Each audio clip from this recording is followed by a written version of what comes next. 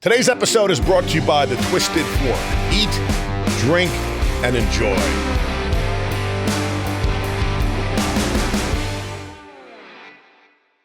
Tony St. Tone.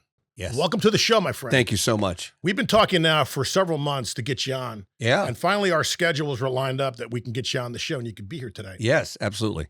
So you're from Sarasota, Florida. I'm actually from Hamden, Connecticut originally. You know what's funny? What county is that? That's New Haven. Because I lived in Fairfield County. I know okay. Connecticut. Yeah. I used to work for Xerox, believe it or not. Okay. And I used to go to Stu Leonard's in Danbury. Oh, yeah. Stu Leonard's, they used to throw packets of money down into the pit.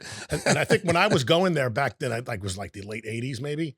I think he was in jail. Yeah, because of the money he was diverting away from taxes, yes. But anyway, I'm going to read your bio for all the fans. Perfect. Because the reason why I'm excited to have you here, because you're quite an accomplished musician with a lot of experience. And I think there's a lot of people that don't know who you are, that once they hear this podcast, they're going to be like, oh my God, this guy's an interesting cat. Let's throw it out there. Let's see what happens. Tony St. Tone, acclaimed singer, songwriter, and performer, hailing from Sarasota, Florida, which we know you're not from originally, but don't you love Sarasota, man? Sure. Dude, this is the greatest place to live. Yeah. Am I right? Yeah, I love this place. Tony St. Tone is a full-time musician and celebrated singer-songwriter known for his exceptional blend of rock, pop, and country influences. With over 40 years of experience in the music industry, Tony has captivated audiences worldwide with his distinctive sound and heartfelt lyrics. Whether performing as a solo act or with his full band, his music resonates deeply with fans and listeners of all ages. Tony's songwriting is rooted in positivity, self-empowerment, motivation, and relationships. Those are interesting topics, man. Yeah. We're going to talk about that. His songs are designed to uplift, inspire, and connect, offering a refreshing experience that will have you singing along before the songs end. With over 130 original songs, geez, and 18 plus full-length CDs. That's a lot of music, bro. Tony's catalog continues to grow, consistently delivering music that is both meaningful and memorable. Several of Tony's songs have been licensed for MTV and featured in movies. Further solidifying his presence in the media landscape, he has also written jingles for high-profile companies, including Subway restaurants, and has received several songwriter awards from the Connecticut Songwriters Association for his contributions to the craft. This is so well written, I'm just going to keep going. Okay. Because I've never seen a bio written. I've never seen something written this good. It's a genius. A lifetime of live performances with more than 7,000 live performances to his name. Damn. Tony is a seasoned performer known for his incredible stage presence. Performing an average of 225 shows a year, Tony's versatility shines through his ability to entertain as a solo act, with a duo, a trio, or his full 5-piece band. From intimate acoustic sets to high-energy rock shows, Tony delivers unforgettable experiences, which I like that word, experiences tailored to each audience.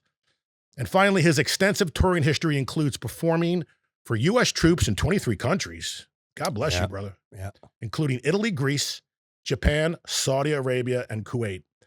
He has shared the stage with over 30 national acts, including Foreigner, Jefferson Starship, Kansas Blues Traveler, Travis Tritt, Warrant, and Great White, among others. Dude, this is phenomenal.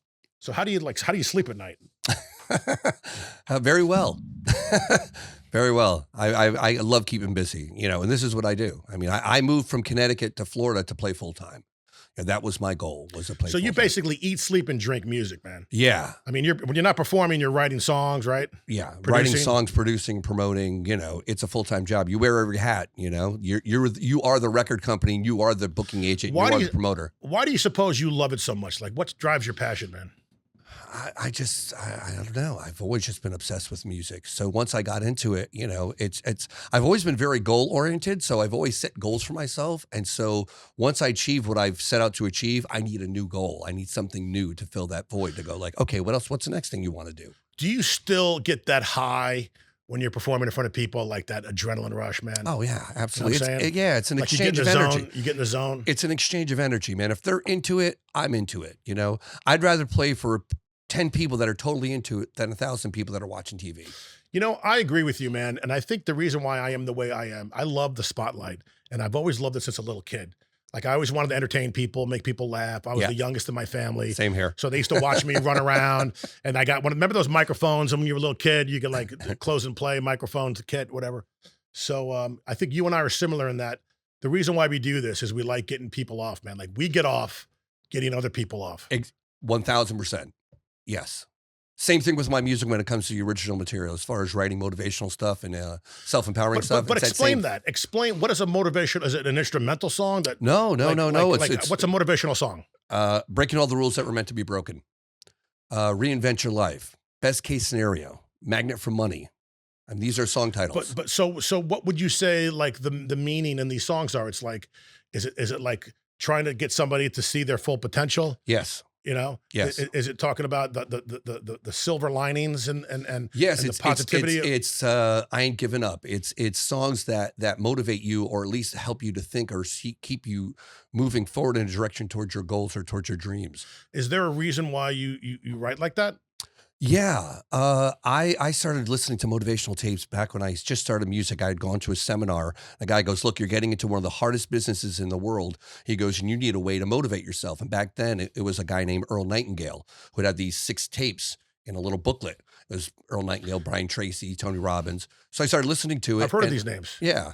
So they're usually associated with business and sales. But as you listen to this, you start getting empowered and going, okay, how do I do this? How do I set goals for myself? How do I stay positive? When you get 10 no's, how do you keep moving forward to get that next yes? So as I started listening and reading these things, I said to myself, what I think I need to do with this is I wonder if I could put it into a pop song. And all my songs are non-denominational.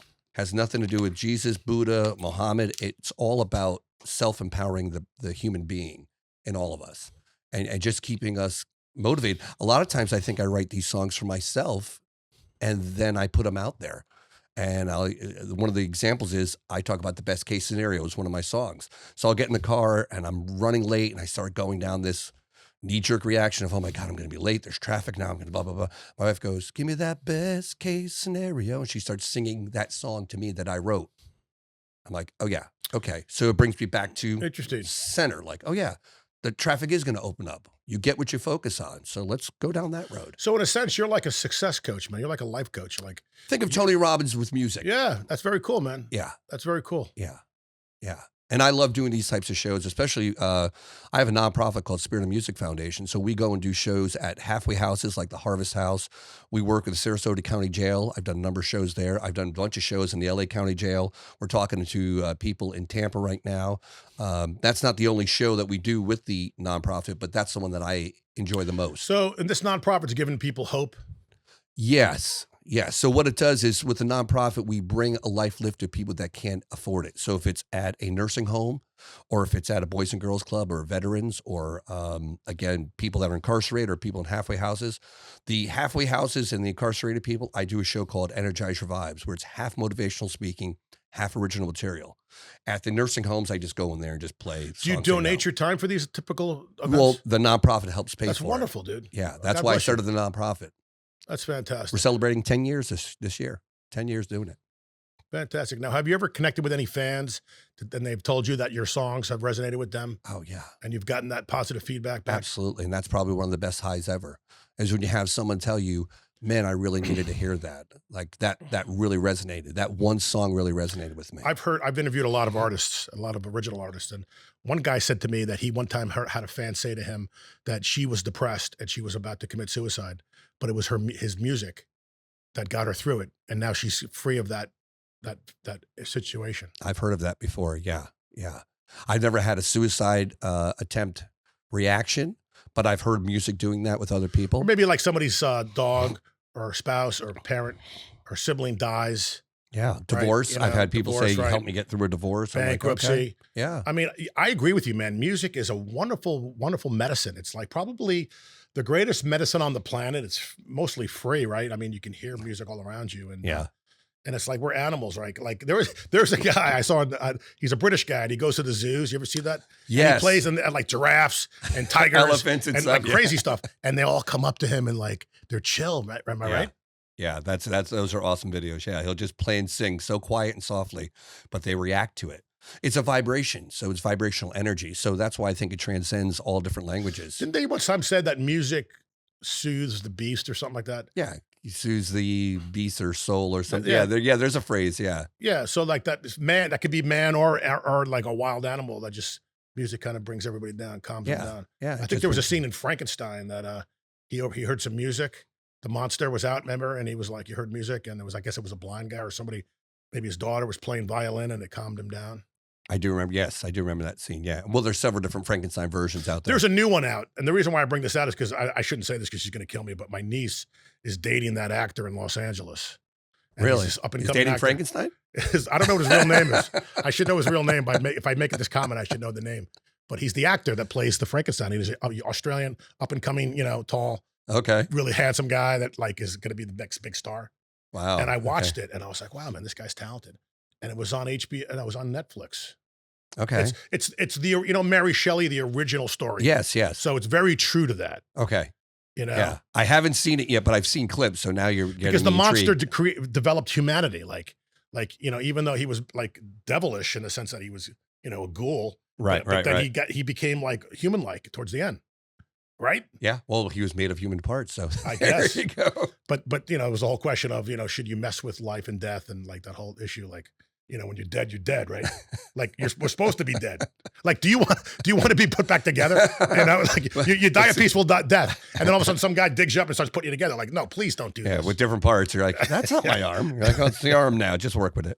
So let's talk more about growing up, man. Your Sure. early influences, because being as talented as you are today, something must have really, really inspired you, man. Was some of the older cats will say it was the Beatles. Right. Like whenever you hear Gene Right. Simmons and Kiss and all those bands, they're like, well, we heard, the Beatles on Ed Sullivan, and we have to do that. Sure. So what was the thing that got you? So early on, I'll just give you my earliest recognitions are we had an album called Meet the Beatles that my aunt had given to us.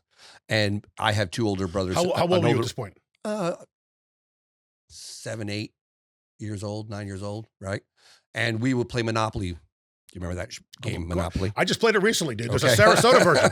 There's a Sarasota Monopoly. Oh, really? Yeah. I got to look into that. So my older brother and sister and I, the three of us would play Monopoly, and we would play this record. And the thing is it had so many scratches in it that these 2-minute songs would be like a minute and a half. And I learned all the songs like chains, my baby, chains, my baby got me locked up in chains. So all the skips. So I'd learn the songs with all the That's skips. hysterical. And then 20 years later, I went and bought the CD, and I'm like, this song's actually longer. That's the funny. skips. But Billy Joel, 52nd Street, we used to play all the time.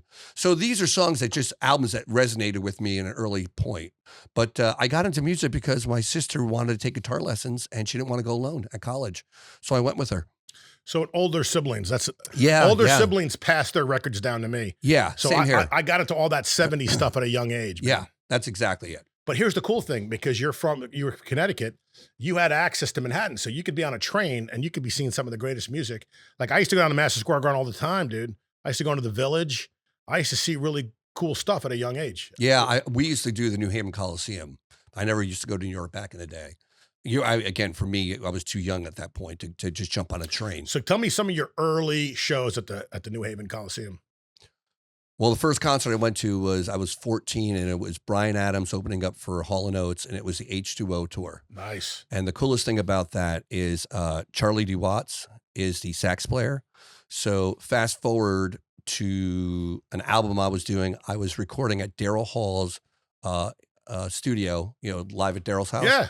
So I was recording live there, and we slept in his house because it was Peter Mache was the engineer, and he was their engineer. So we booked a session with him. We spent like 4 weekends up there. We slept up there, and I'm like, holy crap, I'm in Daryl Hall's house They feed you recording. too, everything. We brought our own food. Is it like in the woods, man? Or is Yeah, it like it's way back in the woods, and it's an old barn from the 1800s, and his house is separate. And then move forward even another 10 years, I think it is. Charlie DeChamp plays sax on one of my songs. The producer I was working with had Very knew nice. Charlie's name and number, and I'm going, I have a vivid memory of my first concert where he jumped off stage and ran around the entire Coliseum playing sax and back up on stage. And we were like, this is incredible. That's cool. And here he's playing on my Remember album. back then, the saxophone guys were always dramatic. And Right. some of them had long hair and they would Yeah. blow. And there was always like, Like, we don't need another hero. Whoever the saxophone was some big guy. Oh, yeah, yeah, and he's yeah. blowing it, and he's like looking like Fabio. You know what I'm saying? Yes, yes.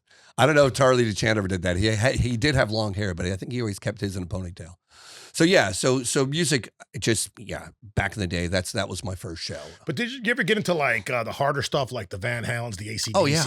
I Ted gotta say, Nugents, Judas Priest? I didn't get into those guys. Kiss. I wasn't into the hard rock as far as buying records, but I love their songs and I love their stuff, you know? And even when I did some touring back with the USO tours, we were doing some hard stuff like Metallica and Nine Inch Nails and stuff. And I liked it, but I wasn't a huge hard rock fan. And I've always been an acoustic guitar player. I play electric also, but you know, I've got a birthmark. So okay, so now so acoustic. tell me about your first acoustic guitar experience. Very first one I bought, my dad said to me, he goes, look, I paid for your trumpet. You didn't want to play it. So you want to play guitar, you go buy it. So I went and bought this. I think it's called the Castella. It's a nylon string piece of crap that I still have. You got to learn and I some put of it, man. metal strings on it. The action was this high. And I would just play the hell out of it. My fingers were killing me. And my brother and sister would constantly go, shut up. Did you teach yourself chords? You get the book out? Or did you take lessons? I had Roy Clark's big note guitar book. And I think he had little stickers you would put like a 1, a 2, and a 3, and you put it on your guitar to show you how to play a C chord. Sure. And, you know, it's muscle memory. So it's like once you figure it out. But holding the strings down was so hard, and my guitar never stayed in tune. So I could see why my brother and sister were like, dude, shut up. So you're in the house, you're banging away on this thing, you're learning chords. Yeah. At what point did you say, okay, I can start playing songs now? Like when did the magic hit? I started writing songs before I could play other people's songs. I literally started writing songs off the bat. The very first show I did was March 17th, 1984, at our drummer's basement. St. Patrick's Day, man. Yeah, yeah. And we played 10 songs, and 9 of them were originals. Actually, 11 songs, 10 originals, and 1 cover. And the cover was Billy Joel's Say Goodbye to Hollywood for some reason, because it was like 2 chords, C and F. Yeah. Interesting that a young guy goes out and starts writing music. Now, how was that perceived by the audience? Because around here, you know, we're a successful cover band, Jacked Up, and we do have one original that's pretty good, but we know that we're paid to play the covers. Right. How was it perceived when you say, hey, we're an original band? Well, depending on the venue. So if we're playing an original show, opening up for a national act, or just doing an original showcase, then we're playing that. But within the cover shows, I've honed in the skill, I think, enough to know, I know how to read an audience, hands down. So I know when I can put my original stuff in, and I purposely play my original stuff that's already upbeat and already in tune to a bar scene. I've got a song called I Didn't Know How Buzzed I Was, and it goes over every time because people are singing right along by the end of it, and it's about drinking too much. So good question. Do you announce this is my original and then play it, or do you play it and say, that was one of my originals? Both. I do both. Sometimes I'll announce it, sometimes I won't. Again, it's a feel. Isn't it great when people start really digging your originals, man? Absolutely. And maybe even singing along? Absolutely. And they do sing along. So that's cool, I'm man. Extremely, and when they're requesting it, it's even better. Right. Who are like, play that song. I'm like, oh, okay. So yeah. I have been blessed enough to put out 18 CDs and have written 130 something songs. So, the more you write, the better you get. I'm going to direct everybody to your CDs when this show's over. We're going to give them a link. But Timmy, what are your top? I know it's a tough question because these are your babies, but what are your favorite 3 of your originals? God, it's always the newest ones you wrote. It's always the new songs that you're just writing. I have 13 songs that are right on the cusp of being released, and I'm real excited about the new material. But I could tell you like how buzzed I was. Everyone always likes that. So is that maybe like a staple that you'll always play it? Because it's a rock country pop song and people sing it as soon as it's done. I didn't know. But when you wrote it, did you say, I'm going to write a dance song and then set out to write that? Or No. Actually, I was talking to a friend of mine and he was telling me a story. He's like, I'm at this college party and I tried to stand up and I didn't know how buzzed I was. And I went, dude, that would make a great country song. And he goes, yeah, okay, whatever. Can I finish my story? So 6 or 7 years later, I came up with that idea again. I'm like, I should write this. And I wrote it, presented it to a friend of mine. And he goes, dude, you got to do something with that. So I says, well, let's put a country record together. So we wrote like 4 other songs and put out this little country EP under the name Skyway Sunset, which I transferred back to myself to help promote it more. And this song just seems to stick. It's just people resonate to it. And again, If you're playing in a bar scene, it's going to resonate with that. But then if you play one of my shows at the Energize Your Vibes, where we're playing for inmates or we're playing for people that are in a halfway house, I have a song that just came out a couple months ago called Explode. And it's all about letting go of crap that you're holding on to. And it's more of a Sting type vibe. And I love to write in different styles. And that song resonates with people because lyrically they're like, man, that's some deep, deep stuff. And that really connected with me when you So sang that. the bottom line here is you're finding songs that connect to people that have no religious implications to them, Right. which is pretty tough to do. Right, because I want to throw a bigger net out there. I don't want to be isolated to, well, Sure. you're Christian, Jesus you're versus Jesus, Buddha, or you're yeah. Mohammedan, or you're Right. Buddhist, Right. whatever. It's all about the self and about the fact that we have the ability to make positive changes ourselves. Yeah, and unfortunately, I think religion isolates and spirituality unites. So You know what? that's why it's like more of a I'm a Christian. Mhm. I'm a follower of Christ. I don't really talk about it much because I don't think it's really anybody's business. Plus, sometimes I want to stay neutral as a marketing guy and as a band guy. there. 'Cause, you know, what about my Jewish friends? Like they're like, hey, why are you talking about Christ? I mean, Right. whatever. But the point I'm trying to make is that I think sometimes people pray as a way of like they think they're praying into a genie, like they want to win the lottery, so they say pray. I'm like, dude, that's not how it works, man. Right. Yeah, and again, I was raised Roman Catholic. My name is Saint Tone. I was named after You're Saint Italian. Anthony. I'm You're Italian. Yeah, So your real name is Anthony. Antonio. Antonio. Wow. But Yeah. you've been going by Tony like all your life? Yes, been going by Tony all my life, and then back in 1989 when we put our first record out, people couldn't pronounce Livornia. They would go Lovagagana, Lovagorgana because it's a silent G. What part of Italy is that from? Did you do the research? Yeah, I still have family over there. I go over to Italy a lot. What part? Where is that near? We're in Benevento, Saloronzelle, which is about 45 minutes north of Naples. It's so funny you say that because I'm supposed to visit my buddy in Naples in February. Oh, 'Cause okay. I get a week off, and he wants me to come down there. He works for the United States Navy. He's a commander. Okay, so we played there. It's his final stop. Yeah, Then he retires, yeah, and he's done everything. He's done all over the world actually. sure. But he chose because he's Italian, so he chose to end his career there. And he lives in a very small little town. And he said he loves everybody knows his name. The restaurants are fantastic. Yeah, it's You know, beautiful. it gets really quiet at night. Like people go to bed early, I guess. Listen, Italy, and it's not because I've been there. As you had mentioned earlier, I've been able to travel around the world. I've done probably 25 different countries, Italy, Greece, Spain, and all those. But Italy was like probably one of my favorites. I was going to ask you, what were your favorite foreign countries, man? Italy's definitely, and it's not just because I'm parents are from there. It's just that it has so much culture and there's just so much there. Some of the crazier places, Japan, Korea, Okinawa, Were these Saudi big Arabia. venues or small venues? It varied because we were playing for the U.S. military. So sometimes, like in Kuwait, we played for 600 troops in a place called Desert Tent City in the middle of a desert. Was it hot as shit? Oh God, yeah. But you hate that, man. And you're on a flatbed truck and you're it's like playing 100 just degrees. like, It fucking is dark out. Yeah, that was, but it was insane. But it was, definitely worth it. So you played for large audiences all over the world. Yeah. Mostly through this U.S. tour thing you did. Yeah. And you prefer Italy the best. Yeah, just because I speak the language and there's just so much culture there. My house ain't much to talk about. Well, it's a bit of love that's grown on southern ground, and a little bit of chicken pie, a cold beer on Friday night, a big jeans that fit just right, and a radio love. Tell me about the fans out there, like the non-American fans. They understand American music and they can sing along, right? Absolutely. Isn't it great when you're in a foreign speaking audience and they're digging your music, man, and maybe even singing along? So let me just tell you, not last year, the year before, I just did a show in my hometown, my parents' hometown, a huge festival in Massa de Faik is the name of the town. And I was supposed to go up and sing 2 songs with the band. The guy was like, the reaction I got, he's like, no, you're staying. Next thing I was up there for an hour. And we're singing like In the Air Tonight. We're singing like the blues. He's like, what else you got?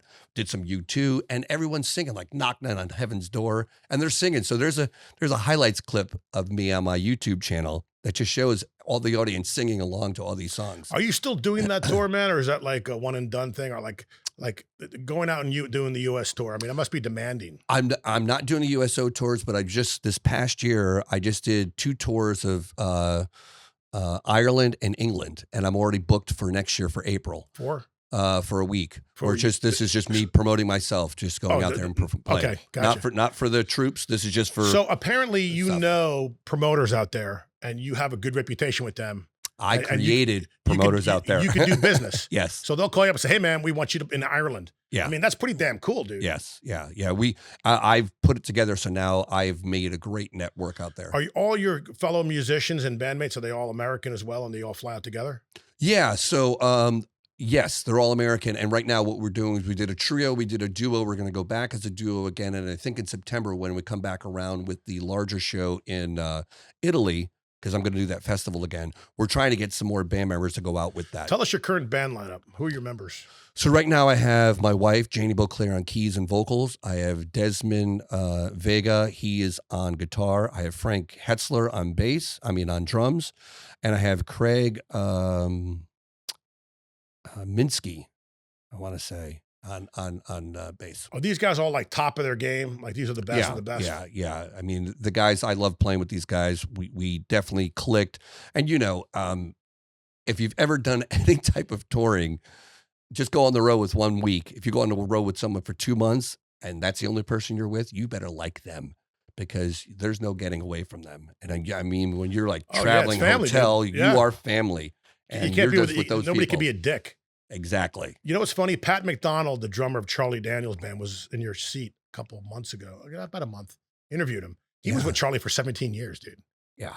Isn't that insane? They said they were like family. They were like, they would go over to each houses, play golf together. Yeah, because you have to be, you were basically living, eating, and breathing with this person. Like You're not just sharing the 9, stage. 10 months out of the year, right? Yeah. I mean, were you always on the road, or did you take nice breaks? No, I took breaks. So when I did the USO tours, those are like for 2 months at a time. But those 2 months, 60 days on the road, boy, you better be prepared for it. Now, are there other bands doing that tour too, or is it just you guys? Yeah. The USO and the DOD tours are always doing different types of tours. They're always. So isn't it kind of cool that they have a department over there that deals with entertainment for the troops, and all they think about is how can we get music out here? How can we probably have parties, maybe ice cream, and I don't know. Do they give liquor? They give these guys liquor? Oh my God, yes. Unless you're in Saudi Arabia. Right. Yeah, you can't. So unless you're in Saudi Arabia or Kuwait or a lot of the Middle Eastern countries, which is really funny because they go, you're not supposed to have it. And then the guys are like, come on, we got a secret stash. I'm like, there's what's Budweiser. that? Somebody's got a Budweiser somewhere. Yeah, they got it, but they just don't talk about it. Yeah, that's funny. There's a place called Bahrain, and Bahrain is a little island 20 miles off of Saudi Arabia, and you could take a bridge all the way there. And it goes, all these guys are like, Allah, Allah. They go to Bahrain, that's their Las Vegas. And it goes, everything goes. It goes, these guys don't let them fool you. Because you're a musician, is everybody kind to you, man? Like, and it's fun. Like, do you ever feel nervous or like ever feel scared that maybe like your life might be in danger at any time during these tours? When we did those tours, we all had long hair. And that was crazy because you go into these Middle Eastern countries. I remember the very first tour that we did. We flew 17 hours. We land in Turkey, and the guy goes, "Look, I know you guys are tired, but you're in the military now. You're going to get in this truck and drive 6 hours to your first location. And by the way, they said that to you? Yeah. And by the way, these two guys don't speak English. So we're driving, and we got sweatpants on. We got long hair. We got these crappy shirts on. We pull into a gas station to get food. And this is no exaggeration. About 40 guys surround us and like, oh, American? And they're looking at us like we were a freak show, like we could have been Kiss. Sure. Because we got long hair, we're in sweatpants, and these guys all have proper button-down shirts, slacks, short hair, and it was a freak show. So yeah, that was so like, what's going on here? And they watched us eat. What about in Japan or in China and those countries? Those were great. Because I never forget, there was a record, Cheap Trick Live in Budokan. In Budokan, yeah. And it was like one of the greatest records I think I own. And the people went insane. Cheap Trick became international stars from that album. Yeah. Japan and Korea were incredible. There was a place called Itaewon. It was literally this hill that had like 40 bars, and there were these girls called Juicy Girls.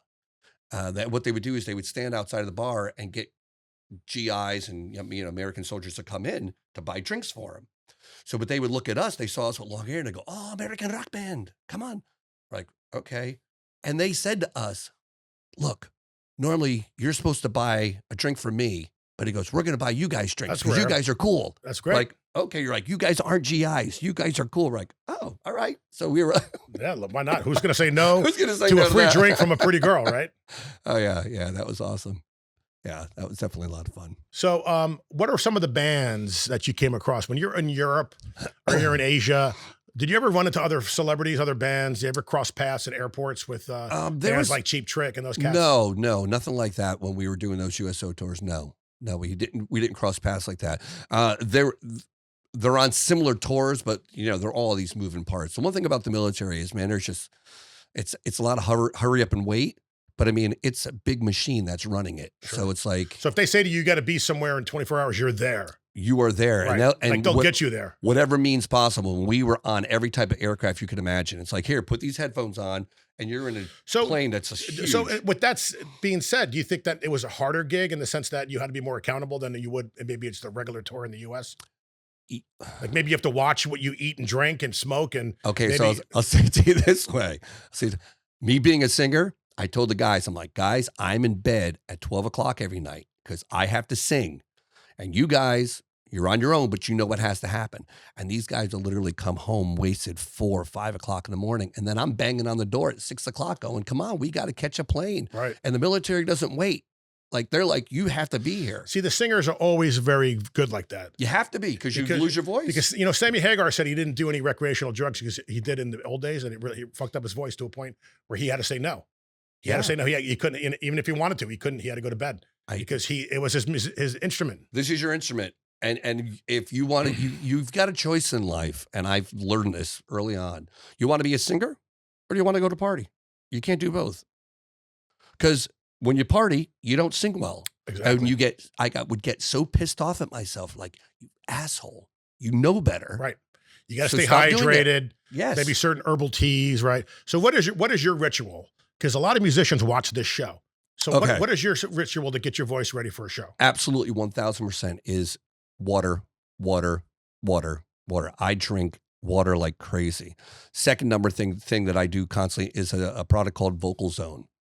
I love Vocal Zone. How does it work? It's these little tablets. It's just like it's a throat lozenger, but for whatever reason, it's meant for vocalists. And I could come in hoarse and just clearing my throat.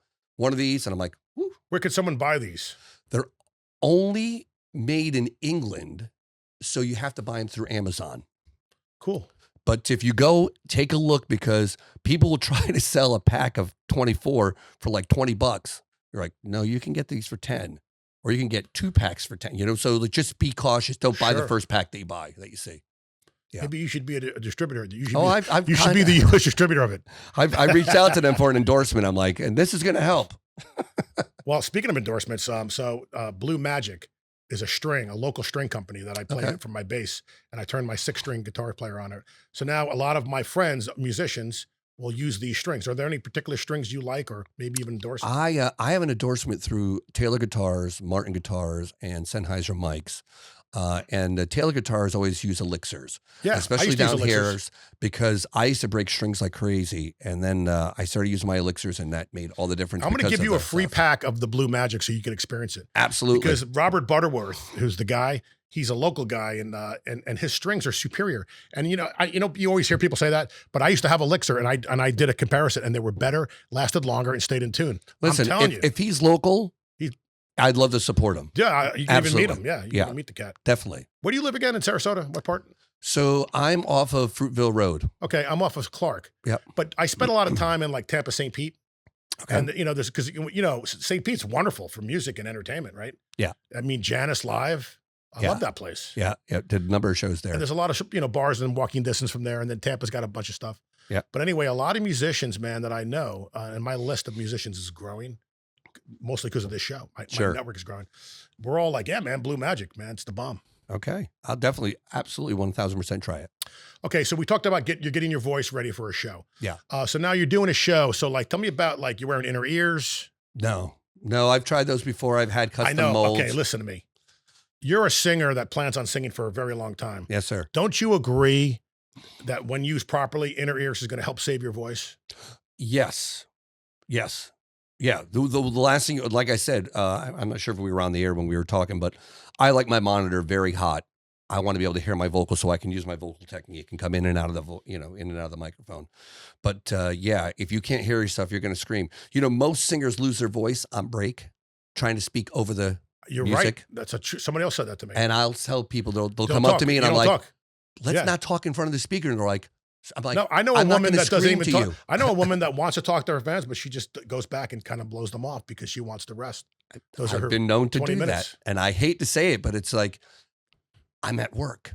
And I know if I spend my entire break talking to you over loud music, I'm going to be that much more hoarse when I go to do the second or third set. So you know what we do? We use QSCs, and we had the 10s, right? So we took 2 10s and we daisy chained them right in front of my singer. So we had one this angle, one that angle, and she never sounded better on stage because she can really hear herself. Yeah. But it's an art because we have a front of the house man. We want to keep our stage volume as low as possible because we want everything going front of the house.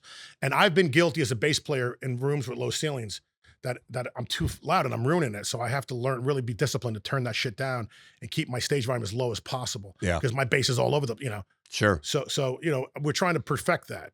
But I always tell my drummer always wears inner ears. In fact, even our fill-in drummers wear them.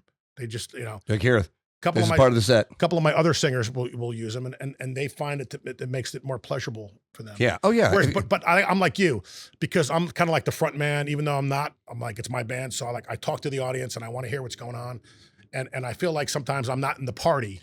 You know what I'm saying? I want to be in the party. That's exactly my point. It's like when I'm singing, it's like, ooh, if I even take one ear out, I'm like, okay, I can feel the drums, I can feel the instruments. I guess it's because I'm so used to that. But yeah, in ears can definitely help you. Do you make a set list for every show, or do you just have the A, B, C, D, E, and say we're doing set B? Go. So I make a set list and everyone laughs at me because you're like, you never go by it. I go, guys, it's a suggestion. I read the crowd. I got to read the crowd. If the crowd is not dancing yet, then we're not going to start playing a bunch of dance songs. Or if the crowd did start dancing sooner than we thought, then we're going to the dance songs. So when you make an audible, are you starting the song so then you'll just play it and they'll follow in? Or do you turn to your bandmates and say, we're doing da ba da ba? It varies. Sometimes I actually just start it. Other times I go, hey, blah, blah, blah. And we ran into a problem. We were playing a Twisted Fork and it's a big stage. The keyboard player had regular earplugs in. Yeah. And we all turned to each other and said, we're doing this song. Yeah. He didn't hear it. I've been there and before. then unfortunately, he starts playing the next song, which was a keyboard intro. So now he's playing the wrong fucking song. So you have 2 ways to go at that point. You could just do that song, or you could just, just tell him to stop, and then we make fun of him. Right. So different songs. So what'd you do? We actually stopped. It was the end of the night, and we're like, you know what? It's a mellow song. We want to end on a high note. So and he had his head down, Yeah, I know, and you're like throwing stuff at him. So he looked up and he was a little embarrassed, and we're like, it's good, man. So we just did the other song. Yeah. And then we laughed about it. Yeah, yeah. That's tough because when you get Twisted Fork is such a big stage that you're like, hey, man. I know. Can you hear me? Well, there's that. Plus, we're playing in front of 2,000 AC/DC fans because one of the best tribute bands I've ever seen, we opened up for them. They're called Highway to Hell. Okay. They do AC/DC perfectly. Oh, wow. Even with the comedy skits and the goofing around, like they got that down. So we go on at 6:15. We play till 7:30. We do our set, we do country, pop, rock, we do it all. And we thought we did great, and everybody's clapping, and we're coming down. We get a free meal because they give you free meal. Yeah. And then all of a sudden, these guys come on in. He's wearing what's his name? Angus is wearing the little schoolboy thing, and running around. And dude, I was sitting there watching them. They go on. I couldn't believe how fucking good they were. And the mix was perfect. Nate, the sound guy there. Yeah, Nate's great. He's the best. Yeah. Dude, great. Every time we play there, we sound like the freaking Who. I'm like, my buddies are like, dude, I can hear you perfectly. Like everything's like the frequencies are right. Yeah, they've got that room so dialed in, which is great. I love playing there. Love playing there because again, they're extremely professional, but also more than that, they're very accommodating and professional with the bands. They're not. Well, you know why? They're not egomaniacs. Marcus Parsley and his brother Bert are both musicians. They've both been on this show. Right. So they know. Treat the bands with respect. Don't treat them like I'm doing monitors now. Proper lighting, proper sound, right? Yeah. And there's no bullshit there. Plus, we've been there for so long now that they treat us well. Yeah. But I was going to say is that in that particular set of 75 minutes, we didn't want to call audibles. We wanted to bang them out because we wanted to get as much music as possible. And we played all of our hard shit. Yeah. We didn't do any of our soft, poppy, romantic stuff for that played show. the room. We played the room, but we were like, boom, boom, boom, boom, boom, boom. Thank you, good night, and we got off. So that's where you got to be, I think, sometimes when you're... Well, that's a concert setting. So I say to the guys, I go, look, if we're going to be, when we play Twisted Fork, it's a concert setting. So you're putting on a concert, just as if you're doing a showcase. You're like, it's a showcase. If you're in a bar, it's a different room. It's a different feel. Like, hey, are you trying to get people to dance? All right, well, then it's a different vibe and energy. When you've opened up for bands, did you get a chance to go in the green room and meet them either before or after? Yeah. Because most of the time we meet guys, they're really cool because they're all cover band guys too. I mean, they're tribute guys, but they started out playing, you know, Bryan Adams and Tom Petty, right? Right. So they're really cool to us, you know? Right. And I go out of my way to announce them. Several times I'm like, folks, you're in for a great treat. I was at the sound check. These guys are so great. And, you know, because they paid $40 a ticket. So they want, you know, and then, so I just build it up. Sure. You do the same? Absolutely. Yeah. Yeah. You have to listen. Respect is not expected. It's earned, you know? So, but if you respect someone, they'll respect you back. So it's like, my thought is like, you're sharing the stage with someone. So yeah, show them that respect. How about this question, man? How about some funny moments you've had on stage? Like, for an example, maybe you're playing and you realize you pulled your own guitar cable out like I do all the time. Or I stepped on one of my pedals and it just cut my sound out. Or, you know, you obviously pop a string in the middle of a song where it's a string that you need, that you can't work around. Sure, like, sure. Fuck. So I'm on stage. We're in Kuwait, 600 troops out there in Tent City. They always tell you, as when we were doing those military tours, you're like, all right, guys, you're here. You got to eat your meal now, and then you got to play. And I hate to eat before I play. Yeah, no, it's not good. Because it's not good. For singers especially. For singers, you're going to start burping and everything. Forced us to eat.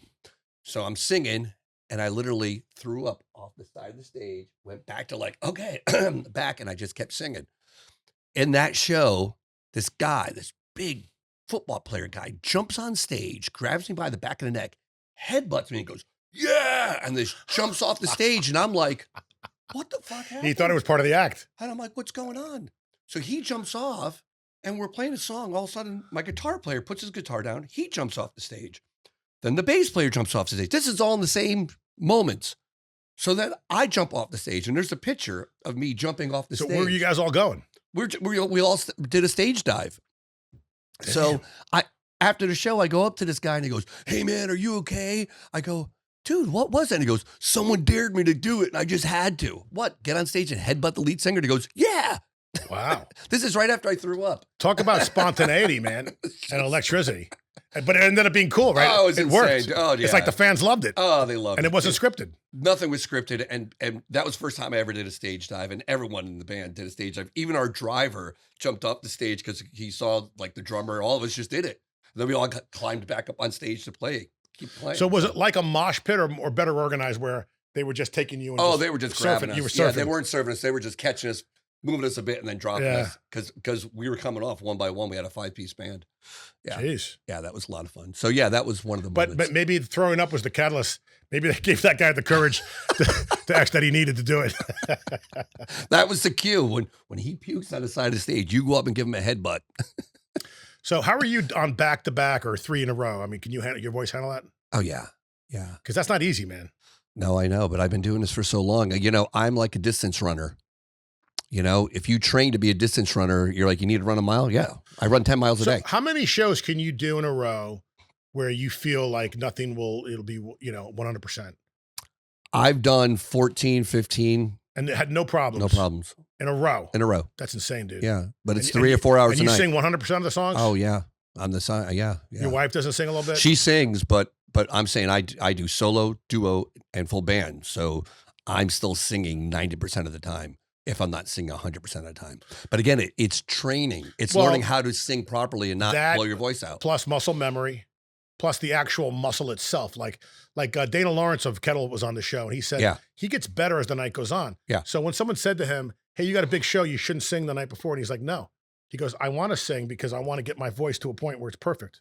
Roger Daltrey sings every single day, regardless of being on stage, right? That's why when he goes and tours, he sounds incredible because he still continually sings every single day. Did you see the Who's Last Tour? Because I missed it. I did not. No. I was pissed because I saw them once and they weren't that good. And like the Stones, that you get to a point where how many times can I see the Stones and hear them do Brown Sugar? So I stopped going to Stone shows, only to find out my buddy's like, yeah, that was the best Stone show I've ever seen. Like, damn. It's a show you missed. Do you get to see shows, man? Are you so busy? No, I got to tell you, dude, that's one of the things I hate the most about being a full-time musician. That's probably one of my biggest pet peeves is all the shows I want to see, I'm playing. I'm like, I got a gig. I got a gig. I got a gig. I got a gig. So I got a gig. You're like, and my wife's like, well, you're the one who books all these. And I go, you're right. And when I first moved to Florida, it's probably 25 years going to be 25 years ago. I was working with this guy named Jimmy James, who is the drummer for Tommy Two-Tone, and he's their tour manager. That's so funny because I sing Jenny Jenny. Oh, okay. And nobody knows who the fuck Tommy Two-Tone is. I'm like, oh, this one's one Tommy Two-Tone. I'm like, who the fuck's Tommy Two-Tone? Then you're like, oh, Jenny guy. Yeah. So he told me, he goes, listen, if you came down here to play full time, take every show because you never know when those shows are going to dry up. True. I says, okay. Well, I took that to heart. So that's why I do as many shows as I do. My wife goes, you don't have to say yes every time. So like right now we're getting into December. So you have a full slate of December shows lined up? Yeah. Solo, duo, band? Yeah, like 20-something shows. And how far north do you go in Florida? So Clearwater? I do shows at the Hard Rock Casino. Okay. In Tampa. And then I'll do shows all the way down in Fort Myers and even further. You know, Naples sometimes? Oh, yeah. I did shows in Naples. So you're doing a lot of driving? Yeah. Yeah. And I don't mind driving. And again, with me, it's like, hey, we're going to do some shows in Kentucky. Okay, why? Because someone called us and wants us in Kentucky. Oh, we're doing some shows in California.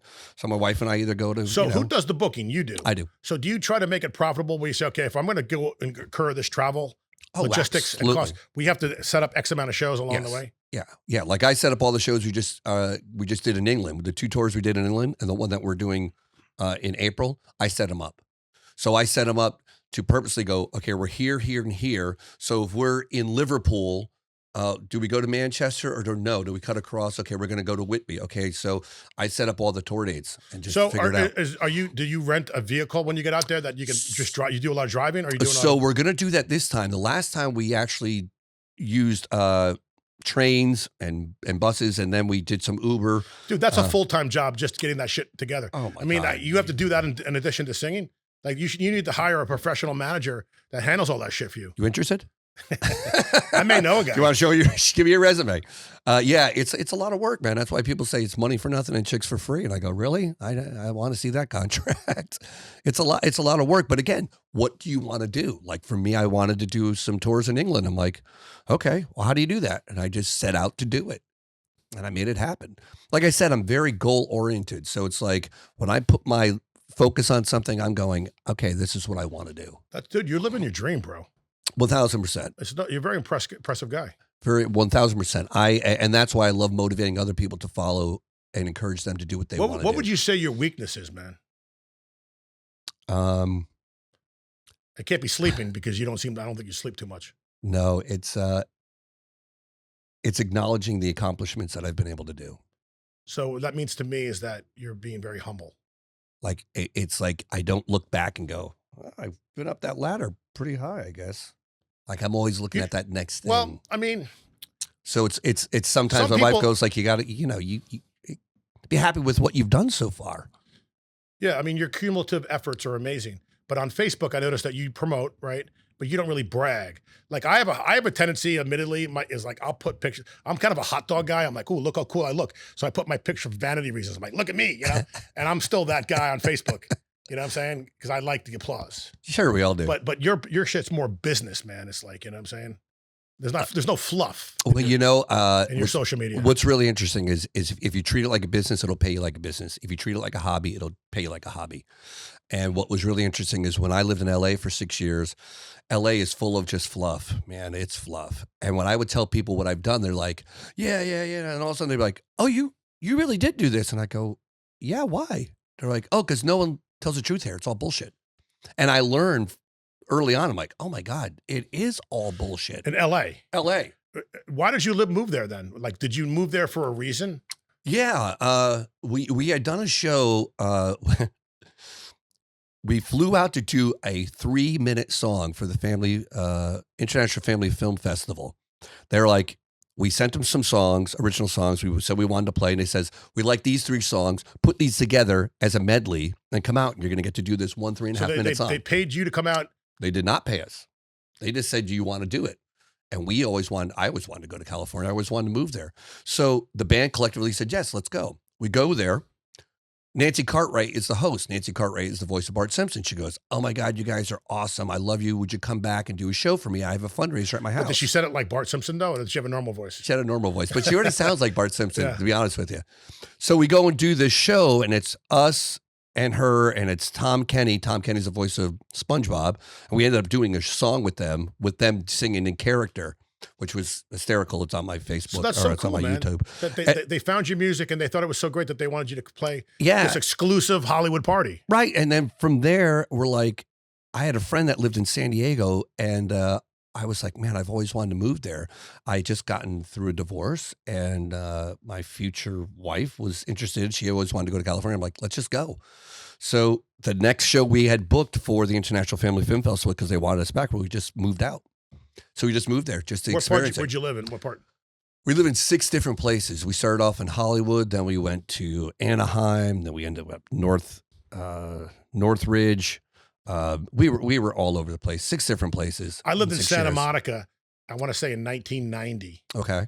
And I loved Santa Monica, dude. Yeah. I mean, California. And then my brother currently lives in Newport Beach, which is gorgeous. Oh yeah. Beautiful living down there, Yeah. Orange County. Yeah. Fantastic. Spent some time there. And then I've been to San Diego. San Diego's got a good rock and roll scene. Yeah. I went down to that famous street down there and saw all those. The bars. Gaslight. Yeah.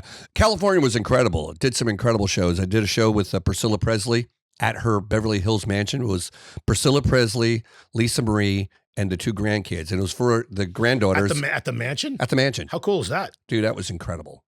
That was just one of those like, Dude, how did I get here? How many musicians get a chance to actually play at Gracie Mansion, Graceland? No, it wasn't Graceland. This is in Beverly Hills. Oh, This is Priscilla Presley's personal home. gotcha. But it's huge. So it's in 3 tiers. You had the house, you went I'm down sure, a tier, yeah. here's a swimming pool, then you went down a tier, and here's a tennis court. Because she was an actress. I mean, she was making money. Remember the Naked Guns, man? She was in that. Yeah. But to do shows like that, I mean, California was just incredible. There's a magic in California that you don't get anywhere else. Right. But you said earlier there's also a phoniness. There is. And a lot of fluff. There is. So it's a yin and yang. So my wife and I went to go meet this couple that she was doing some work with. The guy goes, "Hey, you're a musician. Do you want to go to East West Studios?" He goes, "My friend of mine is the manager there. East West Studios is where Frank Sinatra, Tom Petty, Bon Jovi all cut the incredible records. Incredible, like this is like an incredible studio." I go there with my wife. The lady gives us a tour. She goes, "Hey, do you want to go to Capitol Records? I got a friend that I'm supposed to be meeting there." I'm like, "Oh my God, yeah, I want to go to Capitol Records. I've lived here like 6 years and never got to go there. Come on." Security. Get to Capitol Records. I'm in Capitol Records. You know, the building. Is it still there? Oh, yeah. But it's not called Capitol Records anymore, right? It was when I was still there. So anyway, the lady goes, "Hey, you guys want to go to a party? It's a bunch of music execs." Okay, yeah, come on us. So I went from this incredible studio tour to Capitol Records. Now I'm at a party with all these music execs. I'm Sure. like, how did this happen? It's like this. I know, but at the same time, because you're good and talented, maybe you were like you were the cream of the crop. Like because there's so many wannabes there, maybe they realize your talent and it opened the door. I don't know, maybe. Because you're talented. I got to think that it's a very competitive. It's got to be so competitive. It's ridiculous and because you're an competitive. acoustic guitar player, right? Right. So you're not like Slash doing these incredible leads. No, man, no. You're a singer-songwriter. You're a composer. Right. Right? Yeah. So somebody recognized that, and I think that when that's the case, see, here's what I think, dude. I think people realize they can make money off of you. So all of a sudden now you're their new best friend. I've seen that happen too. Yeah, I've seen that happen. You know, it's like you go there, and especially when you're new. I know that we might have talked about this earlier, but I was on a movie set with Terrence Howard. Terrence Howard is an actor for us and a bunch of different. Great actor. Yeah, incredible musician. So in the downtime, I started talking to him. I says, "Oh, I got this new Taylor GS Mini." And he goes, "Oh, really?" I go, "Yeah, I'll bring it tomorrow, man." So I bring it. And next day we're talking. He's jamming on it. I got this video of us talking and playing together on my YouTube channel. So he goes, "Hey, why don't you come by my penthouse? We'll do some songwriting." I'm like, "Okay." So next thing you know, I'm up in his penthouse and I'm going like, just the 2 of us. I'm like, how did I get here? And we're just writing songs. It's things happen like that. Energy, yeah. It's an energy that you You won't get Terrence Howard here in Sarasota. Yeah, Sarasota's a different energy. It's not that, like, maybe not a creative energy like that. Right. Not that kind of like. Because you're dealing with a lot of creative people. And quick moving. Did you ever do a Nashville thing? I've been to Nashville. I did some stuff there, but I recorded some songs that are, someone asked me to come up and record some songs, but never really stayed there. That's a really tough place. That's like you make a living in Nashville, you're basically on the road. Away to come back to have a house here. And it's still very much country. I mean, I know there's other genres that are popping up. Yeah, it's still very much heavy country. Yeah. Ever get into Manhattan and do any recording in Manhattan or any? Never did a recording in Manhattan. I did do some shows. Back in the day, I remember there was this open mic night that was run by the Songwriters Hall of Fame induction organization. So I would leave at 5 o'clock, get on a train for 2 hours. That would get me there by 7, get in a cab to get to the club by 8 o'clock to sign up to play one song, then turn around. So it's like, it was That's dedication, bro. It was like an 8-hour experience. And people were like, why would you do that? I go, because you have to. That's where it's happening. Bravo. But they're like, you did all that just to play one song? Dude, you know what? You need to write a book about how to fucking make it in the music industry. But that's the motivation. That's the drive that people need. Like, I guess people have to realize, I mean, you have to, no one's going to hand you stuff, man. Hey, do you know Keith Richards has a house up in there in Connecticut? Did you ever get to play with him or see him? No, but a friend of mine did. A friend of mine had the opportunity to and turned it down.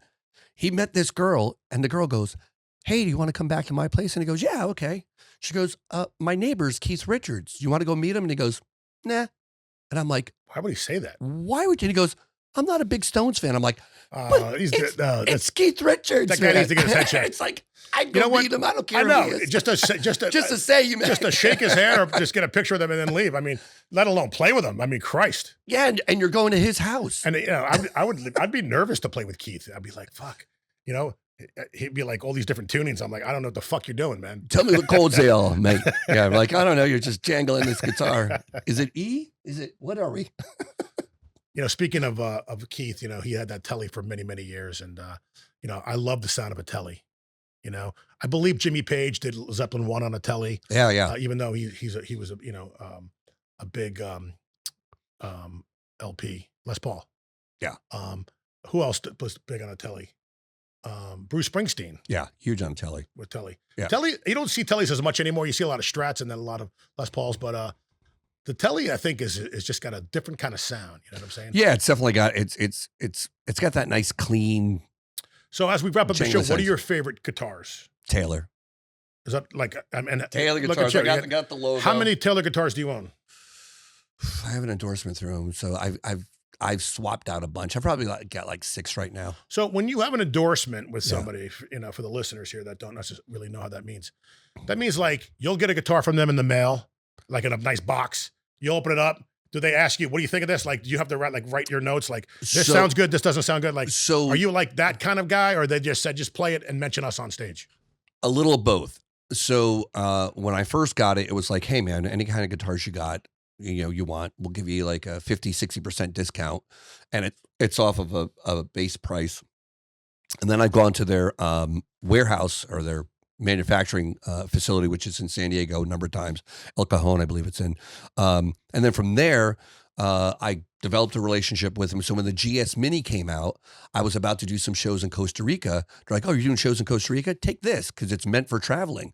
So they're like, we only gave it to you, the guy from Train, the Kevin Bacon. There's like only like 5 guys that had it. Sure. So I had one of the 5, and I'm like, they're like, yeah, we're just going to give you one because you're doing this. So they said, shoot some footage of you playing it. Well, I made the mistake of telling my wife that. So next thing you know I'm on the plane. We're at 3,500 feet. And she's like, you're going to play for all these people. I'm like, no, I'm not. She goes, I already talked to the stewardess. You're going to play for all these people. So I'm like, hey, everybody, my name's Tony. And they're all like, got headphones on. They're like, what's this guy doing? In today's world, the marshal would arrest you. Yeah.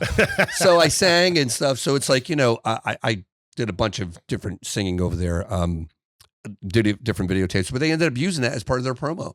Me on the plane. Showing that Strout, you can travel with it. Yeah, because it fits right in the overhead. So it's like, here I am just playing I think on your the wife's plane pretty smart for making you do that. Oh, yeah. Yeah, I was a little 5-year-old kid. I didn't What's want the to. difference between a Taylor and a Martin?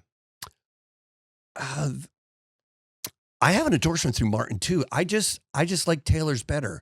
I think what happened with Martin. Do you like when you say you like it better? Is it the woods noticeably different? It's either tone. lighter or heavier. Is it like is it a little just a little bit thicker? Like yeah, it's the tone. I use a Dreadnought 810, and that is my go-to guitar. Dreadnought 810, and it's the older models because they don't, now the newer ones all have a cutaway. So I don't like the cutaway. It doesn't have as much warmth. I'm a heavy hitter. I use gauge 13 to 56, so I strum hard. So it's just like I like that. When you do go electric on those rare occasions, what are you playing?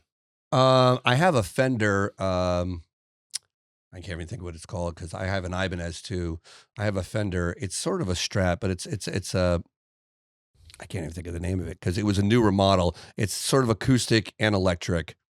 But I just don't play electrics very much. There's something about an acoustic that you get out what you put in, and it against your body as you're hitting it. It's like hitting a piano. You're like it feeds back. Isn't it weird when you switch over to an electric guitar how it feels so different? Oh, it's just because I had the opposite effect. I went from an regular electric bass to an acoustic electric bass, and it was bigger and bulkier. And you have to go like this now. You know what I'm saying? You can't because you're like this now, and it's like. It's a different feel. It's a different feel. It's a totally different beast. That's why I say, like, for me with the acoustic, I was doing a show. I was doing a showcase, and the power went out, and everyone's like, "Keep playing." So I kept playing and singing. Everyone pulled out their cell phones with their lights on them, and they lit up the stage. And then 2 songs later, the power kicked back on. Sure. But that was like such a magical moment because with an acoustic, you're like, that's right. We pulled it off. Everyone had a great time with it. Yeah, you're making magic. Yeah. Speaking of amplification, what are you using for speakers? QSCs. Okay. Yeah. I love QSC, man. Oh, yeah. That's all I got. Yeah. Just when I got those. Somebody was talking to me about RCF, and they want me to switch over, and I'm like, because they look cool, man. But I think QSC, and for the money, I think it's perfect, man. The sound you get out of those, man, it's just. You need to come to a Jacked Up show. Promise me you'll try to come see us. And I promise you, if you're there, I will make you get up and play with us. All right. Okay. Because there's a lot of songs that require acoustic guitar that we have a Grammy-nominated keyboard player, Larry Edoff. Wow, okay. We have Sarah Santiago, who you might know her locally, singing. Voice of an angel. She's fantastic. It's me and Larry Kirby up front, and then I have a great drummer, Jared Johnson. So here's the thing. Do you know a lot I know you live in Sarasota, but do you know a lot of Sarasota musicians? I really don't. Right, because you're so busy playing on the road. Yeah, that you don't see other people. And your guys probably don't live around here, right, that you use, right? Not all of them, no. One lives in Tampa. There's so many good musicians here. Yeah. Oh, my God. There's so many good drummers. Well, that's the problem is that when you're a full-time musician, you're playing usually when everyone else is playing. But I want to personally introduce you to some of these cats. I would love to. They'll be friends for life, dude. Yeah, I would love to do that. They need to know who you are, and you need to know who they are, man. Yeah. Because I mean, I know that you're not going to be playing like you don't really play like I never saw your name really on any like you play Stottlemeyer's? No. Right. No. Big Top Live is now called Parrot Live. Yeah, I just got a show booked there. I was playing their other place, their other Big Top. No. The Parrot, the other Big Top, the new one. I played a couple shows there, but I got a show booked now at the Big Top Live. Yeah, so you're talking about the Fruitville Common restaurant? Yes. And yeah, that's food is delicious there, man. Yeah. Yeah. I love that. So I did some shows there. I have a show booked right now for next month through Dean that was called Big Top, and now it's called the Parrot. Yes, so let me tell you about that. So the Parrot Live is going to become the premier destination because the owners, they're friends of mine, Jeff and Melanie Gambino. Okay. And they're not only are they going to dump money into it, but he knows how to do rock. He knows how to set up stages, how to set up lighting and speakers. He's like really into that stuff. Awesome. So when he's done, he's going to extend the tiki bar, put in papers. Like he's got a vision, dude. We spent an hour of him just showing me what he's doing. Oh, he's so passionate about it. That's awesome. I am so excited because my band plays there too. Currently, the stage they have there is gigantic and it's fun, but they're going to make it even better. When you play acoustic, you're plugged in, but are you wireless or you use a cord? Both. Depends. I have a wireless system, so sometimes I go wireless. Do you feel that sometimes it sounds better? Because some guitarists will tell me this, that they refuse to go wireless because they're convinced it sounds better when they're plugged in. Possibly. But it varies. You know, it's like, are you really listening? And guys, some guys that are so technical, they're like, this nut doesn't sound as good as that. I screw. know. So you're like, dude, you can go insane. Some of my friends are so into their gear and they're so like techie, man. It's like insanity. yeah, I'm not the tech guy. I'm not that dude. I don't know. I'm like a gorilla playing the bass. I'm just hitting the chords, hoping I'm hitting the right thing. You know That's what why I'm I play acoustic. It's like, listen, man, hear it? There's the acoustic. That's just, what are all these pedals for? Here it is. It just gives you what you put into it. Well, I'm going to encourage all of our listeners and viewers to come to your social media because from there, they're going to find out where you're playing.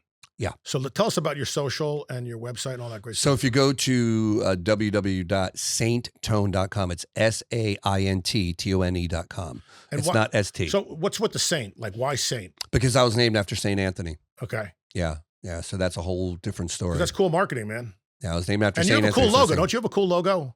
I think so. Yeah. What is it again?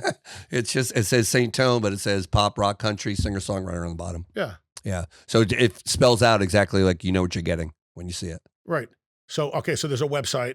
Yep. There's probably Facebook, I would assume. There's a Facebook, there's a YouTube channel, there's a TikTok, there's a Instagram. You know, you can find me on all these different So if streaming people platforms. type in Saint Tone, but they'll type it in as SAINT, Yes. and then they need to put like band or Sarasota. No, or just anything? put Saint Tone. In Google, I'm in the first 2 or 3 pages. And you have a lot of videos, I'm assuming, on YouTube, right? Oh, yeah. Put it up That's there why I for have all. my own channel. Yeah. Oh, and Yeah. now you're going to have this video. Yes, And I encourage you to share it with amongst all your fans. absolutely. Dude, you probably have fans all over the world, right? I'm gathering them. I mean, yes. did you ever like look in your Facebook, like you're bored one day and you could see like where all your fans are coming from, man? And you could see like I told you, mostly women, 50, 60 plus for me. Yeah, yeah. And I'm like, wow, man, there's like these dudes, there's people in Canada. I'm like, how the hell did we get those people? So there's someone obsessed in the Philippines or something that keeps playing one of my songs called "Empower Me," and they'll play it like 4 or 5 times a day. It's like you just see this like, and I don't know if it's a number of people, but it's like somebody out and somewhere in the Philippines. Because there's is so just- many songs, what would you tell our viewers, okay, just to get a taste of what you are? Just give them 3 songs that you think that they should listen to kind of give them a feel for what you're all about. Breaking All the Rules, Explode, and How Buzzed I Was. Okay. There Those you are the go. ones. Yeah.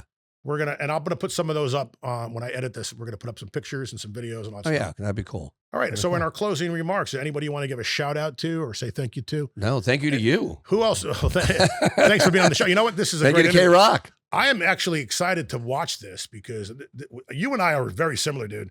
The conversation has been flowing really nice. Am I right? Yes. You're an easy guy to talk to, man. So are you. That's why Yeah. you do this. Right. So Tony, all of our guests get a free shirt. Awesome. Okay. And I'm going to give you this shirt. Okay. Jacked up. It's a jacked up shirt. Now, there's a reason why it's yellow because for many, many years, all we did was black, your typical black, cool Yeah. rock shirts. But somebody said to me, hey, man, this is Florida. People go to the beach. A lot of my people either ride bicycles or motorcycles. Right. So you wanted this nice, bright yellow You want to make color. sure you stand out. So I'm going to need you to wear that on stage one night. Absolutely. Listen, Give me a shout out. When next time you're in Europe or you're in England or Ireland, you can be like, jacked up, Sarasota, USA. You want me to do that? I'll do that for you. I'll be in England and be like, look, That's jacked great. up, represent. That's great, man. But I'm happy to get your story out there, dude, because Thank you. I believe in you, and I think more people need to know you. I appreciate that very All right, brother. much. Well, listen, Thank you. thanks for coming in, Thank and we'll see you at a future show, but hopefully you'll see me. Me at a show, yes. We're only doing 3 in December, and I think 2 in February, but January we have a ton. All right. I will look at my calendar. I'll try to make it work. All right, Tony. We'll make it happen. Thanks for coming in, brother. Thank you. I appreciate it. All right.